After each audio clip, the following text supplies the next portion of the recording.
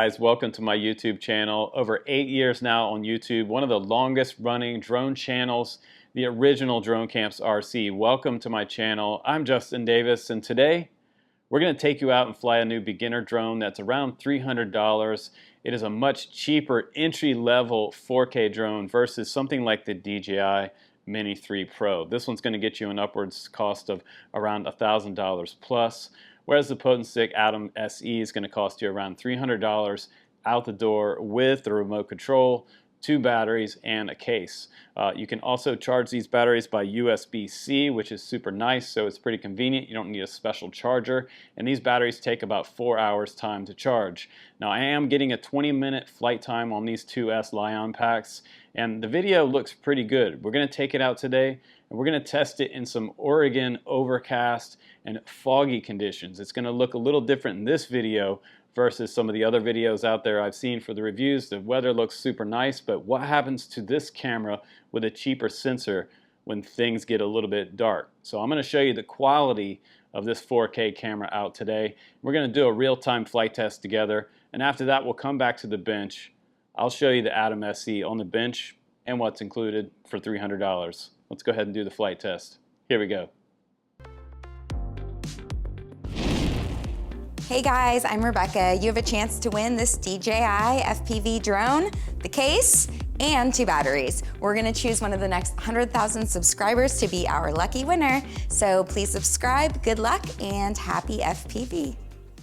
All right guys, we've calibrated the compass. Let's go ahead and take off and do a real-time flight test of this little Atom SE model. So let's check out the camera. I have an SD card inside. We're just gonna come up into a nice solid hover. We're going to check out the hover first to make sure that everything is nice and okay with the accelerometer, the magnometer, and the GPS. So we got a nice GPS lock. This is looking good. Colors look nice. Okay, let's just do a little bit of forward flight. And you know, this is kind of like a live demo. It does have 3 different flight modes. It has what they call video mode, sport mode, and regular mode. So let's go up and check out the neighborhood over here, shall we? We got huge trees here in Oregon. So right now I'm kind of pointing the video transmitters on the remote up so you can see that we are getting a kind of a lag-free situation on the video from the app. That's kind of cool. So I'd say the pan is a little bit wonky, but for the most part, it's looking pretty good. Let's go a little bit higher up now. See a box truck driving by right there. It's a lot of fog out today, so this is kind of a good test for this particular Atom SE because, well, we don't have the best weather here in Oregon, but let's go ahead and do some forward flight. And if we get into a situation where we lose video, we're just going to hit RTL. And you can see there's some light adjustment for bringing the gimbal up and down. But this drone's supposed to have about a 2-mile range and around a 25-minute flight time. There's just a little sweeping pan to the right, but wow, it's pretty cloudy up there. And so, you know, in comparison to my Mini 3 Pro, this is doing pretty good. I've flown my Mini 3 Pro here around the neighborhood as well, and I feel like I'm getting about the same type of transmission. You know, I'm not going super far away, and we can see it going right over our head here. And let's just go ahead and stop it right there in place, and let's do that like cool like satellite shot. Let's just shoot straight down. There we go. You can see the trampoline and the shed there. Got 22 satellites right now. I'm shooting 4K at 30. The battery says it's about 70%. We started out with around 80%. So let's see if we can stop the video. Maybe we should put it into video mode. And let's see about that. Okay. And that's going to give us kind of it also gives you a geo fence on here. So if you're a brand new pilot, you can turn on beginner mode and you can set up the geo fence. So right now we're headed over here toward the river, and it says we're in video mode, so it does look like it slowed down the drone and it's getting more of a cinematic shot. That's kind of what I'm looking for. Let's try the panning over to the right here. You can see the water. That's pretty cool. There's a little bit of transmission lag. There's a huge tree in front of me right here, so I'm just going to swing back around this way. And it's pretty cold today. Right now it's about, I'd say it's about 38 degrees. But that's looking pretty good there. That's beautiful. And you know, I wouldn't say this is not a DJI Mini 3 killer or Mini 3 Pro killer at all. This is more of just a little bit better than a toy drone. You know, we have a 2S Li-ion battery on here, and you're gonna get a pretty decent flight time. That's a pretty good image right there, though. That's not bad. It's just gorgeous here at this time of year with the trees and the fog in the distance. And I'm not a huge fan of the way it turns. It kind of turns like an airplane, like an RC airplane. I wish it would turn with a little less pitch would be nice. But let's come back over here over the river, because I think it looks really nice over there.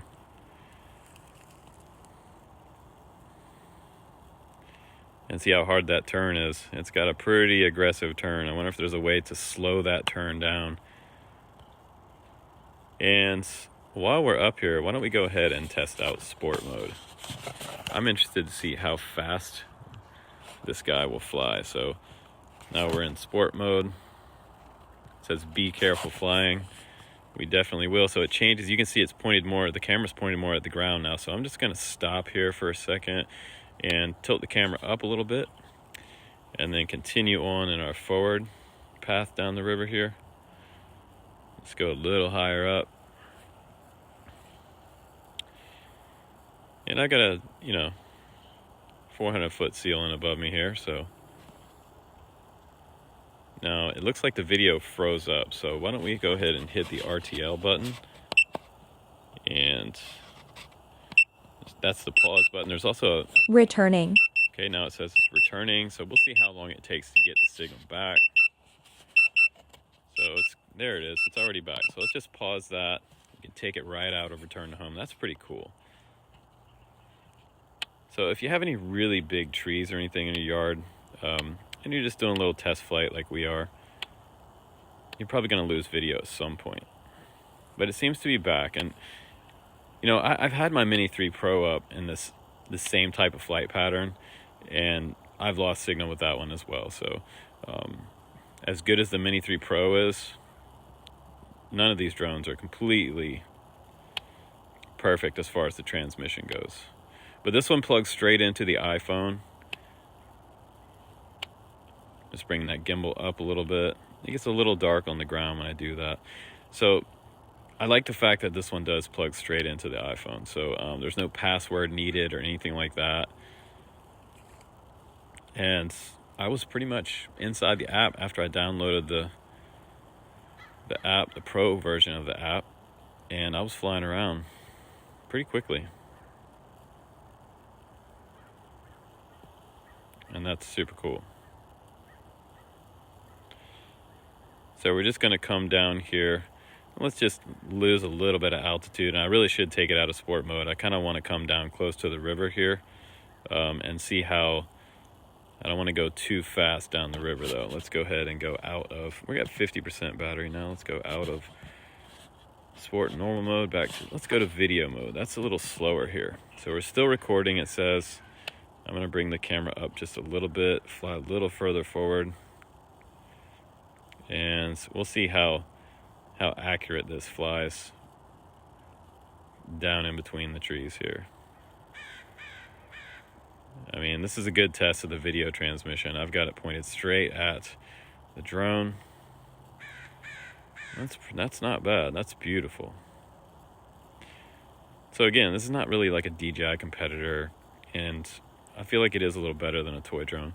So right there, it seems that the video is frozen again. So a lot of times what you want to do is wait for a second you can close the app and open it back up. But what we're going to do here is we're just going to go straight up. And so notice that as soon as you go straight up just a little bit above the trees, your video is completely back.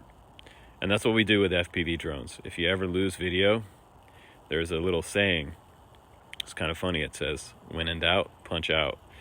So what that means is, when in doubt, punch out. That means go straight up and you'll get your video signal back. So we're, the battery's doing pretty good today too, for, considering that it's in the 30s today.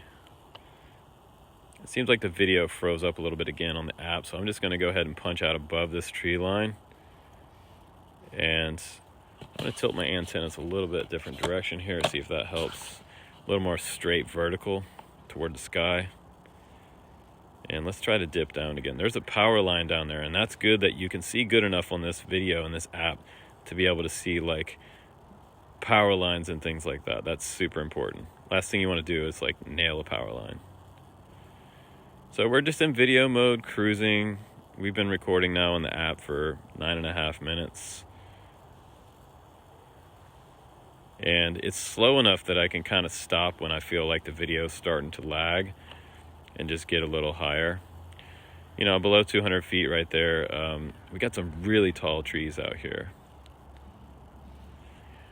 And this drone will also do things like orbit mode, waypoints. It has several different types of waypoints in here. So if you click on this little icon right here, you can do unlock mode, head mode, altitude mode, orbit mode, which they call circle flight, waypoint flight, and follow me. I'm just going to close that because we're just out here doing a flight test and recording some of this 4K at 30 frames per second just to show you what this little guy can do. I feel like the horizon's not completely level either, and there may be a gimbal adjustment that you can do there. But I love the picture on the app. I think the picture on the app looks pretty darn good. What do you guys think? Make some comments down below what you think of this one, the Atom SE.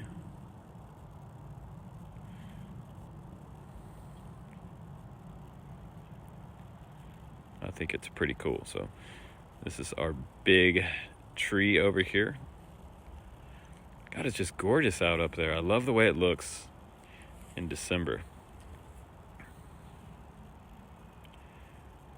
So we could cruise around for a long time, but I think we should just go back to the bench now and let's do some kind of final afterthoughts about this drone, how it performed in sort of a close proximity test. I feel like I could get about 1.5 miles if I went higher and higher. If you fly out to about 400 feet, you could probably get a nice stream back to the app. I feel like the app's pretty good.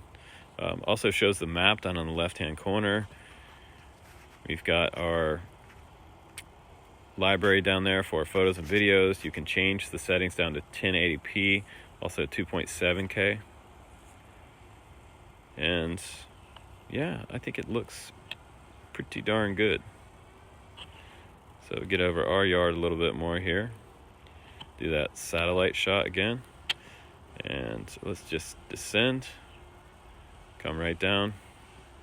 I'm gonna watch these trees. These trees are super tall, and right now it's a good time to land line of sight without looking at the app, because I've had branches reach out and grab the drone before, and that's never good. And you can point these antennas at the drone as you're flying, and it'll get a much better signal. And just taking our time. So let's go ahead now back to the bench. Let's show you this drone a little closer up on the bench, and let's just give some final thoughts and feedback about this one, if this is the type of drone you're looking for in this price range. $300 for a 4K drone that gives you a 25-minute flight time. That's pretty cool. All right, my friends, welcome back from the flight test. Let's check out the Atom SE on the bench.